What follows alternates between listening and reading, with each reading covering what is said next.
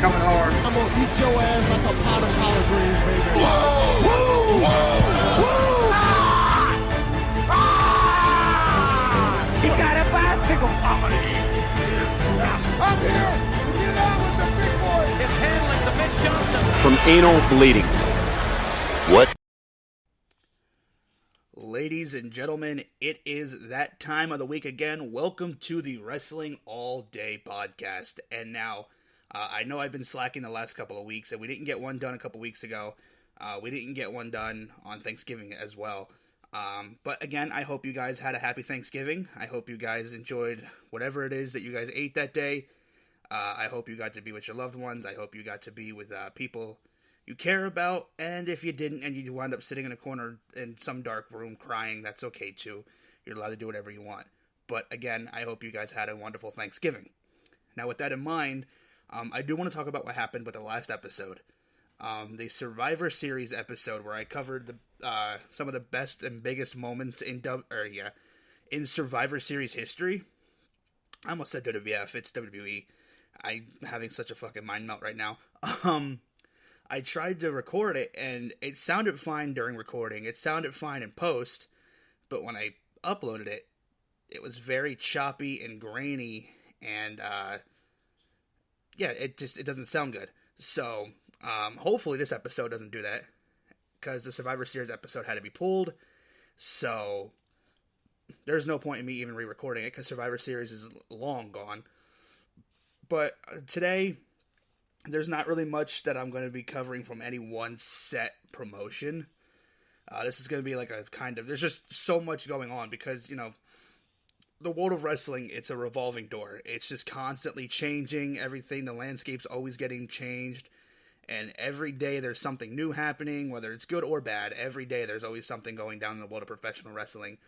And so we're going to get to some of that. And I actually want to start here. Very, very sorry about that. I want to start here. This is from Major League Wrestling. As you know, the National Openweight Championship was vacated by Alexander Hammerstone when he won the world title. So a new champion needed to be crowned, and the new champion crowned is the Suplex Assassin, Alex Kane. Now, if you're not familiar with that name, I need you guys to do me a favor, and I need you guys to get familiar with that name, because Alex Kane is a fucking beast. When I saw him in MLW back in July, I believe it was July, he ran down, I think it was July 10th actually, he ran down Bud Heavy. Now, it was a squash match, because Bud was definitely the enhancement guy. But Bud's not a small guy. He's called Bud Heavy for a reason. And Alex Kane was throwing him around the ring like he was a fucking 200-pound cruiserweight. So I know Alex Kane can go. And him becoming the MLW National Openweight Champion, it only means big things from here. Hammerstone is the MLW World Heavyweight Champion. But now in time, I definitely think we're going to see Hammerstone with that MLW Championship by the end of 2022. That's my prediction. I think by the end of 2022, Alex Kane will be the MLW World Champion, or very, very close to capturing it.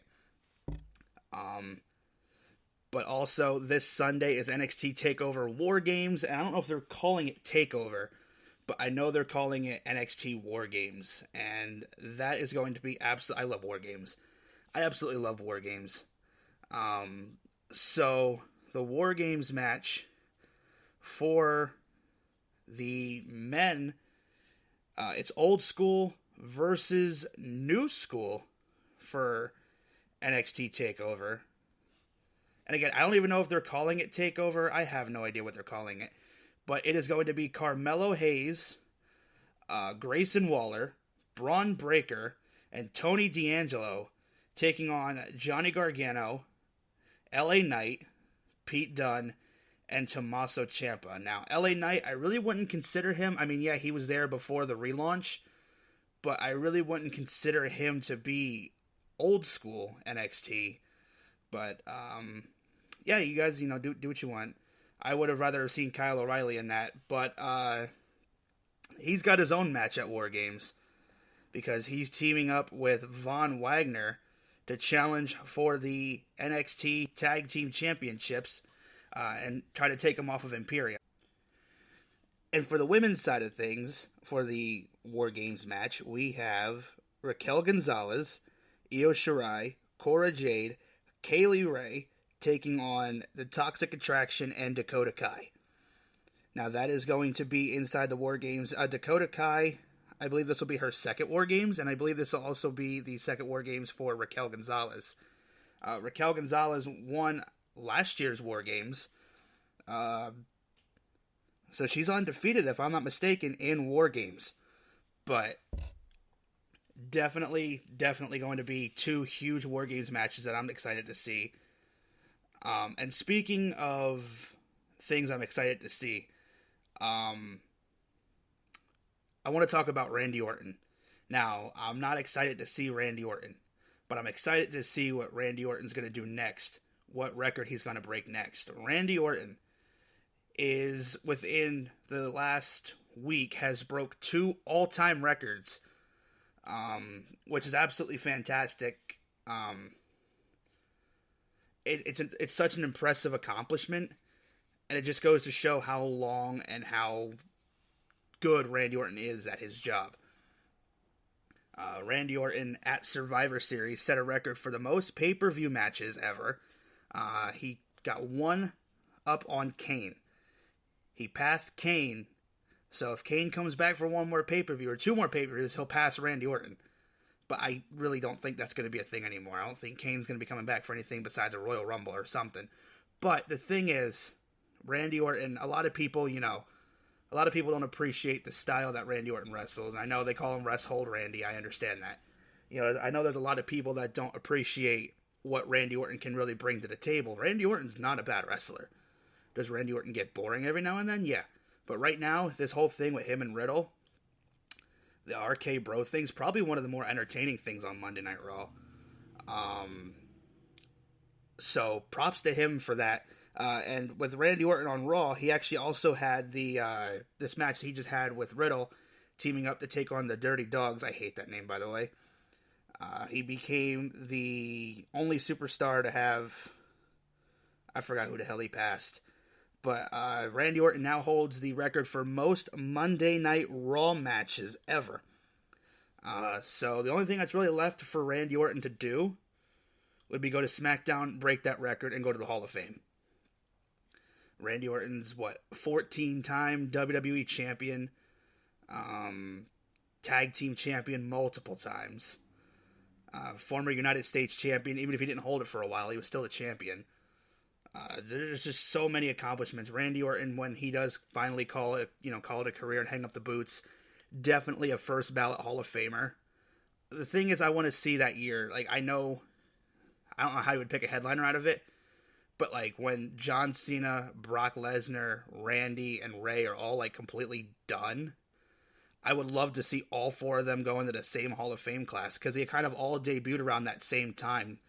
Early 2002, mid 2002, they all debuted in that time frame and became, these, I don't even know how to word it here. They became these megastars in the WWE.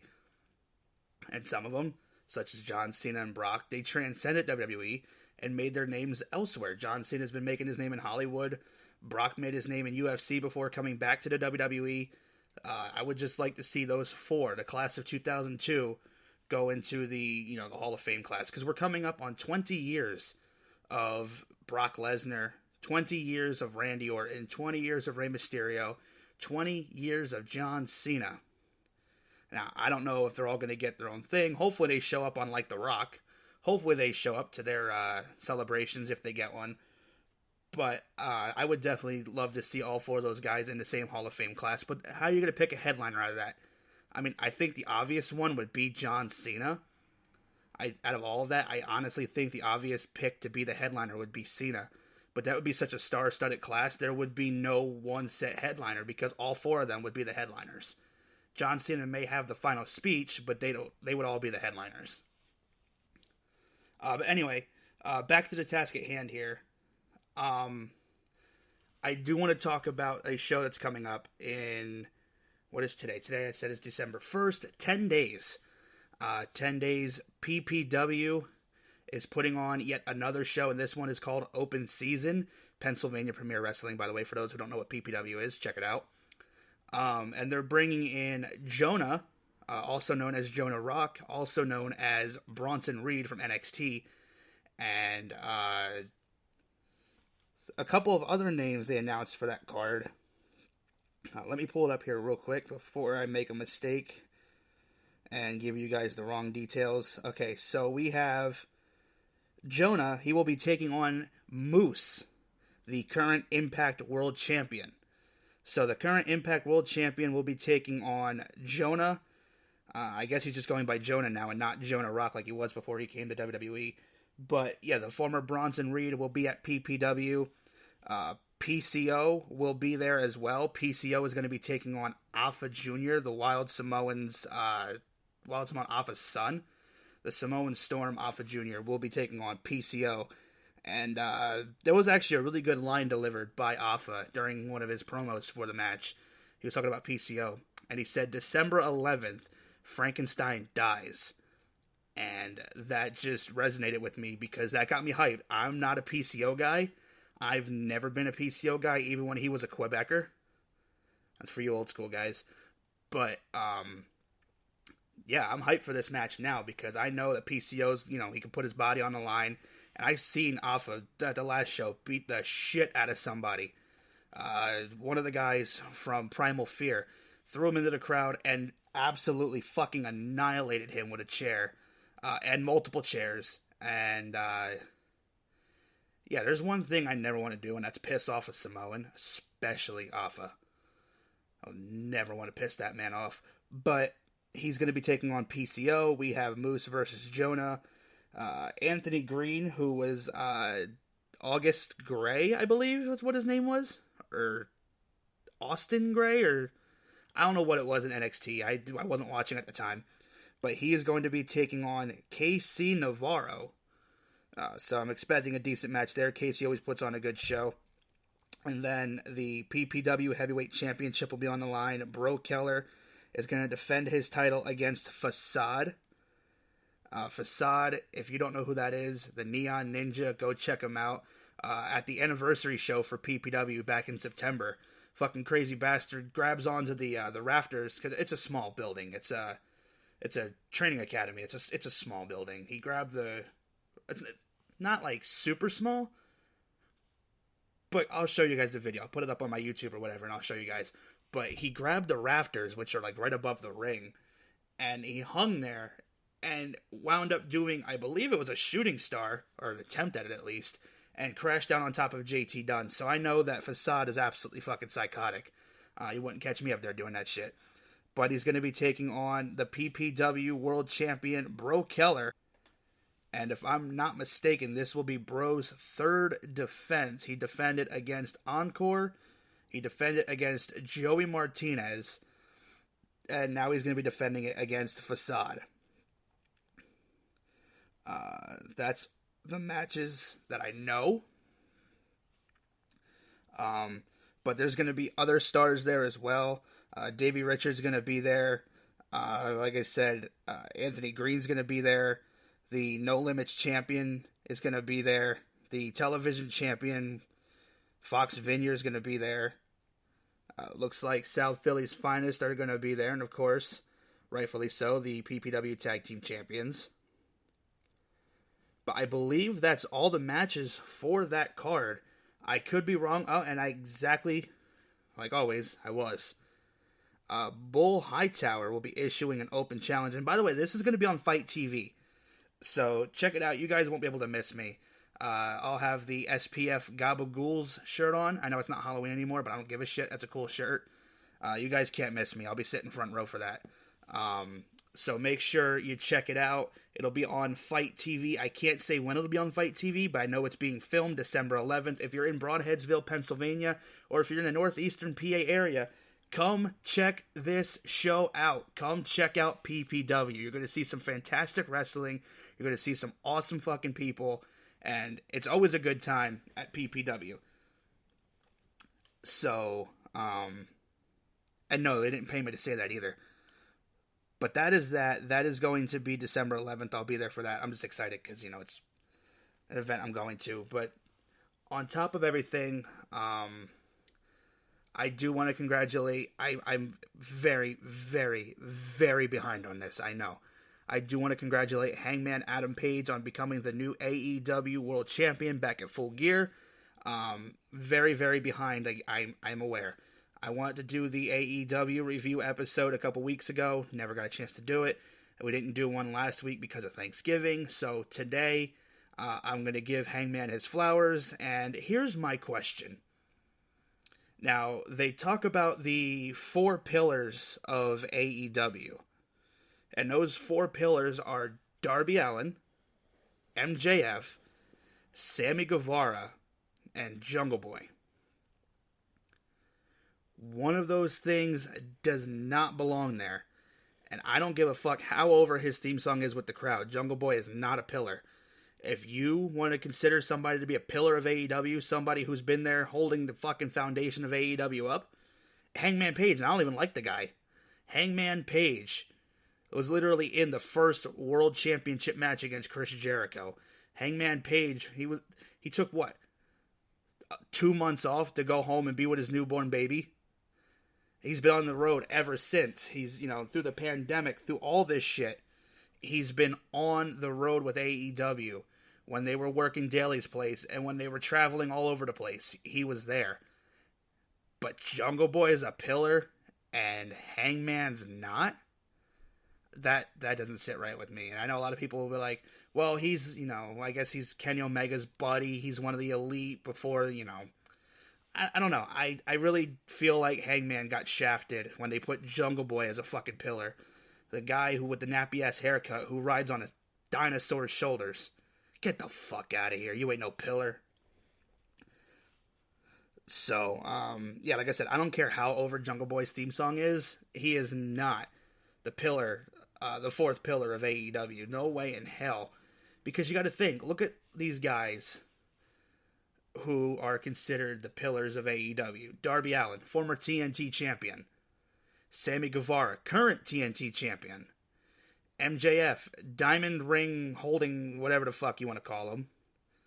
One of the best records in AEW. And then Jungle Boy. Why Jungle Boy? Is it because people like to sing his theme song? Is it because his dad was Luke Perry? What the fuck? Why is Jungle Boy considered that fucking 4th pillar of AEW? But I don't know. I really don't understand that. I don't understand how you can shaft Hangman like that. But yeah, I guess he's world champion, so I can't really complain too much, I guess. But yeah, I just felt like I had to get that question off my chest, because, like, it was bothering me last night. I was on the phone with my buddy at KH Promotions. I was on the phone with him, and we were talking about it, and, yeah, I definitely don't think Jungle Boy should be in that category. I think that should go to Hangman. As much as people adore Jungle Boy, I don't think he's, quote-unquote, the pillar of AEW, because, I mean, what has he really done? What has he really done when he doesn't have Luchasaurus and fucking 12-year-old Marco Stunt by his side? He hasn't done anything memorable. He's lost every championship opportunity he's had. And it's just there's nothing about him that I really can say that I enjoy that I can't find in 10 other different superstars in AEW alone, let alone when you go to WWE, NJPW, even fucking PPW. There's 1,000 wrestlers out there that wrestle the same style as Jungle Boy. It's not that impressive. But yeah, I guess he's got a cool theme song, so go off, boys. He's got a really cool theme song.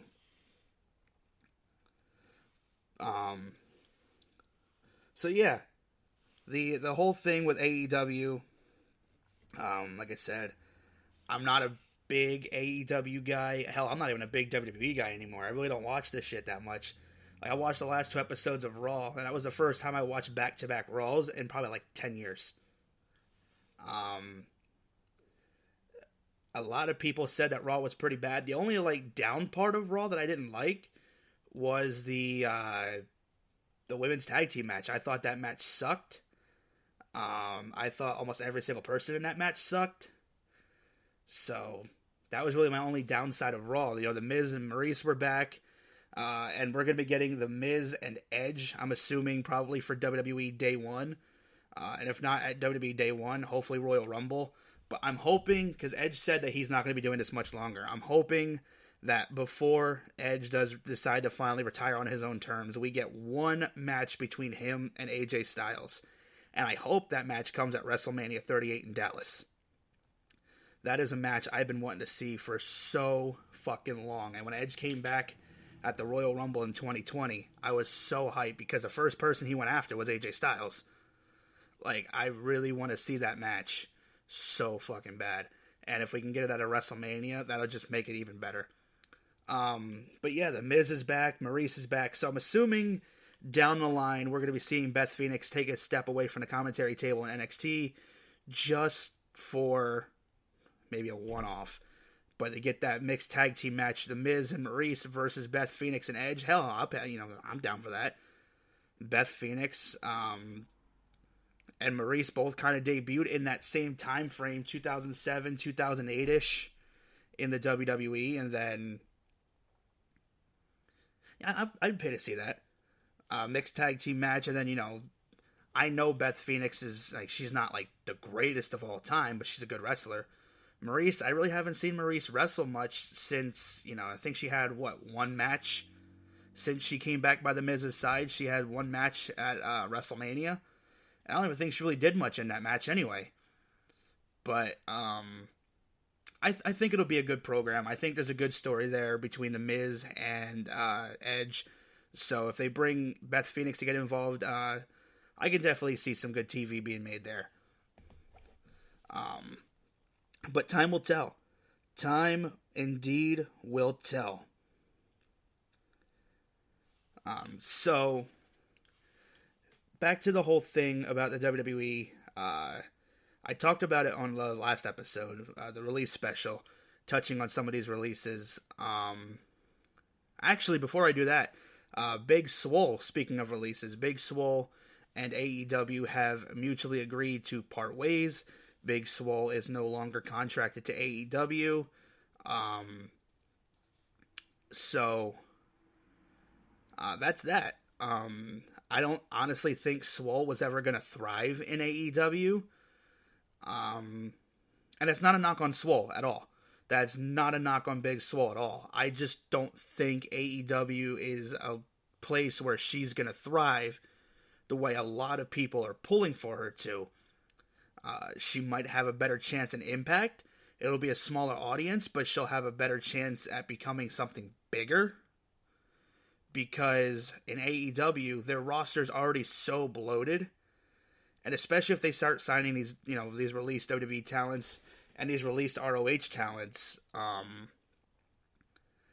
it's just going to be getting that much more bloated, and it's just going to be a matter of time before it blows up. You know, all these people come in, and then they get pushed to the back burner. You know, these new people come in, Punk, Bryan, Cole, and a lot of people just kind of got to the side. You know, they just signed Lee Moriarty, and he's taking on CM Punk tonight.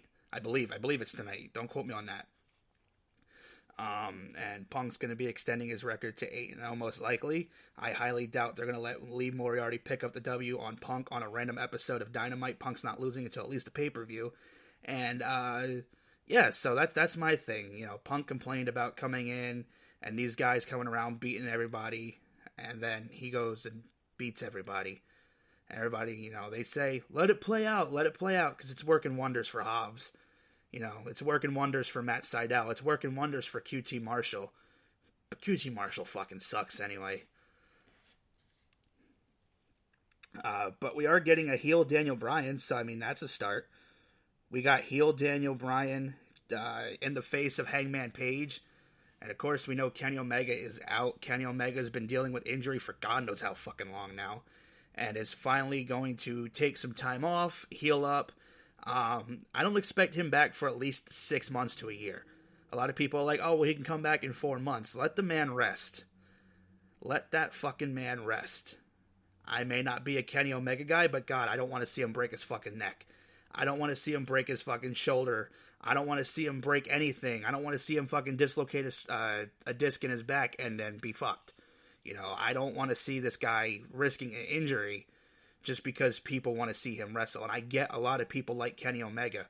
I get a lot of people want to see the man wrestle, but let him have his rest.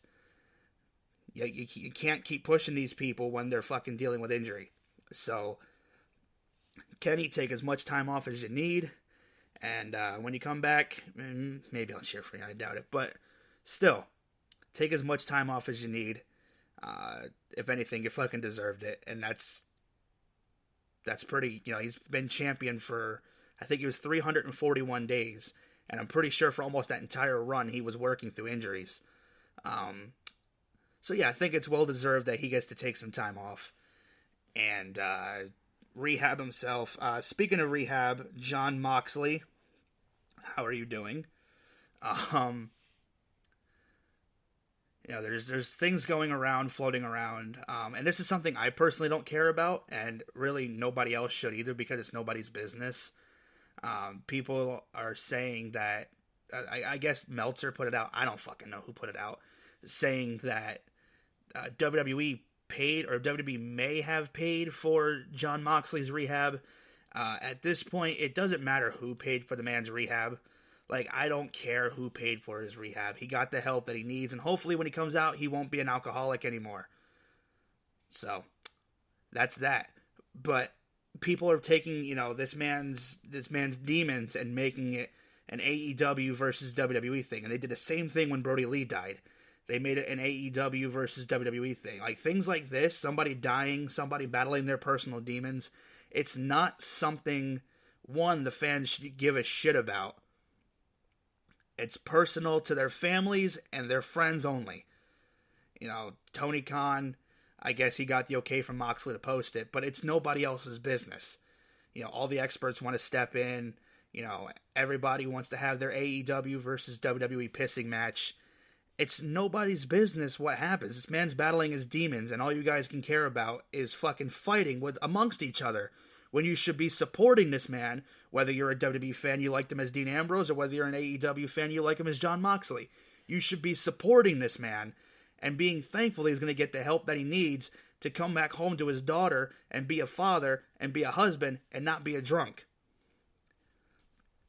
But wrestling fans are weird, and they're going to fight amongst themselves over the stupidest fucking shit. Trust me, I should know. I see Twitter on the daily basis. They're already fighting over the fucking Swole incident with her leaving AEW. They're already fighting over that. But there's no reason that these people, that these nobodies need to be in these big time people's business. You know, there's no reason for it. So stop fucking fighting over stupid shit. It's literally a sport where half-naked dudes grease themselves up and go and roll around with another man. Trust me, it's not as serious as you guys want to make it. It is not as serious as wrestling fans make it. You know, and of course, the wrestlers, you know, I have nothing against a lot of these wrestlers. I think their characters on TV suck. I think they suck. I think their fan bases suck. But it's the fact that these people, you know, these guys come out here 360 fucking some days a year, come out, beat the shit out of each other, and the only thing that these fucking fans care about now are demos and ratings and YouTube views and who got fucking 5 stars from Meltzer and who didn't. And it's the stupidest fucking shit to fight over because it's all subjective. You want to fucking fight over ratings and demos. You don't even work for a company. You don't even work for WWE. You don't work for AEW. Why the fuck do you care? Because it fuels your anti-WWE or anti-AEW agenda? Shut the fuck up. That's stupid. You want to talk about the ratings, the demos. views, the star rating, it's all subjective. Dave Meltzer can give somebody a 20-star match fucking rating, and the match can be absolute dog shit, and it doesn't mean anything. If Dave Meltzer thinks it's 5 stars, then Dave Meltzer thinks it's 5 stars. If this cult thinks it's 5 stars, they think it's 5 stars. If I think it's fucking -3, it's -3. It's all subjective. People get so fucking pissed over this stuff, and you really don't have to. People are getting pissed off at Bully Ray. People are getting pissed off at WWE for referencing some releases on TV. It's the dumb shit that people are bitching and complaining about. John Morrison wasn't bitching and complaining about it. John Morrison put out a funny-ass tweet about it, calling himself Johnny Drip Drip again. That shit was funny as hell. He doesn't seem to be too mad about it, so if he's not mad about it, why the hell are you? Wrestling fans, I ask you one favor. One favor, please. It's a 3-parter, but it's one favor. It all goes together. Take a shower. Go outside and get some sunlight. That's it. That's all I want you to do. That's all I want you to do is just take a shower, get your musky asses washed, open your front door. I know it's difficult. I know it's difficult to do. I know. Open your front door, go outside, and just take it in. Take it all in for once. And put some clothes on before you go outside, please. Don't get arrested. But please, just soak in the sunlight and calm the fuck down. There's no reason to be fighting over the dumb shit that you guys are fighting over every single day on Twitter. Every single Monday, every single Wednesday, every single Friday. It's the same thing. You guys wake up and have the same arguments with each other. Get some new material, please. I beg you. My fucking timeline is flooded with the same arguments every goddamn day, and I hate it. But I keep Twitter just for this podcast, and I punched the box again. I'm very, very sorry. But all of that, all the fighting and everything, if wrestling fans just sat down and just would breathe for 5 minutes, everything would be fine. They're getting into heated debates. They're doxing each other on the internet. They're sending death threats to each other on the internet. They're making fun of people's kids. Like, I saw somebody get a DM from an Impact fan because the guy posted up, I don't know what the hell he posted. He posted something. He got a fucking DM from a fan making fun of his daughter for having Down syndrome because he was a fan of, or because he criticized something Impact did. Like, you guys gotta calm the fuck down. That is crossing way too many fucking lines. Like, I know I can say some fucked up shit, but that is crossing way too many fucking lines. You guys need to calm the fuck down. It's a sport where naked men fight for a belt. It's not that fucking serious. But with that in mind, this has been I don't even know what episode we're on now, of the Wrestling All Day podcast. Make sure you come out, PPW, December 11th. I don't know what time it starts. I think bell time is at like 6 or some shit like that. So get there before 6. Check it out. I'll be sitting front row. KH Promotions is going to be there selling some merchandise. A shitload of wrestlers are going to be there. Speaking of KH Promotions, actually, before I get off, KH Promotions is a local booker here who brings in talent to the shows in this area, in the Pennsylvania area, Pennsylvania, Jersey area. He will be bringing in The Godfather and Too Cold Scorpio December 18th and December 19th. December 18th, Philadelphia, Pennsylvania, 2300 Arena. Icons of Wrestling. The Godfather will be there in person. The Godfather will be there signing autographs from 10 to 4, I believe. But The Godfather will be there. Make sure you go check it out. And also, the 19th, Allentown, PA. The Godfather and Too Cold Scorpio will be bought in by KH Promotions to the Fairview Fire Company in Allentown. Make sure you go check those out as well. They will be signing autographs. Now, that one I know is from 10 to 1 p.m. But Too Cold Scorpio will be there. The Godfather will be there. I believe Legends of Hamburg is bringing in the Sandman. Santa Claus will be there signing autographs and taking pictures with your kids. And if you come to the KH Promotions booth on December 19th, you will get a free autograph. you will get a free autograph from a previous signing if you come to the Godfather KH Promotions booth on December 19th in Allentown, Pennsylvania. And the past signings they had for KH Promotions, I mean, you got to think. Heath Slater, Buddy Murphy, Mojo Rawley, Aiden English, Carlito. You're going to get some kind of champion signing an 8x10 for you. And it'll be free for you. So stop by, get your free autograph, meet the Godfather, meet Too Cold Scorpio, say hi to KH Promotions, and tell them Wrestling All Day sent you. But with that in mind, it is time to say goodbye. So we are down for the count. Thank you guys, and I'll catch you guys for the next one.